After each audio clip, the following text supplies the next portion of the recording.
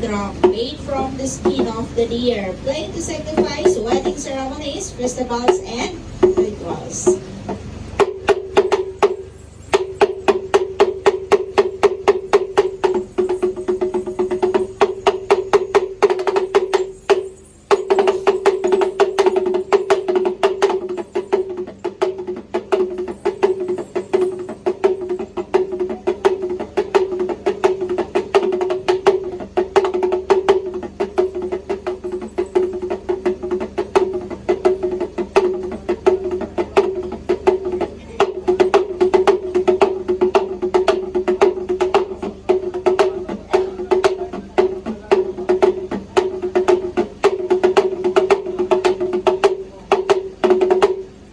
Ayan, so that was the sound of the gonggong. So, bago po tayo magpunta po sa dance, so ngayon, nandito po tayo sa tinatawag na maghikot.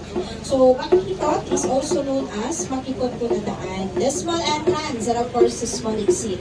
So, ang daanan po yan, yung boundary ng Tabaw Island and to mainland. So, dyan po ng portion may lalim po dyan na 1 to 2 meters or 3 to 5 feet. So, dyan po yung pinaka mababaw na part po ng lake. So, and now, some of the Tabali dances. So, the first dance is called Madaltahu or a true dance.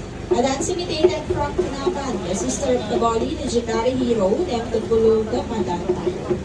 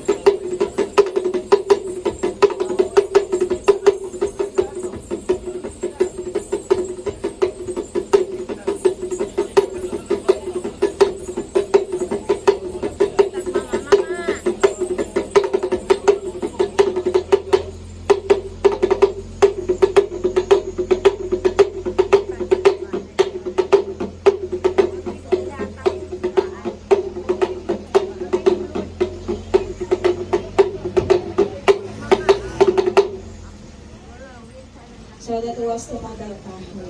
And the last dance is called Madaltahu or a bird dance. A dance imitated from Tahaw.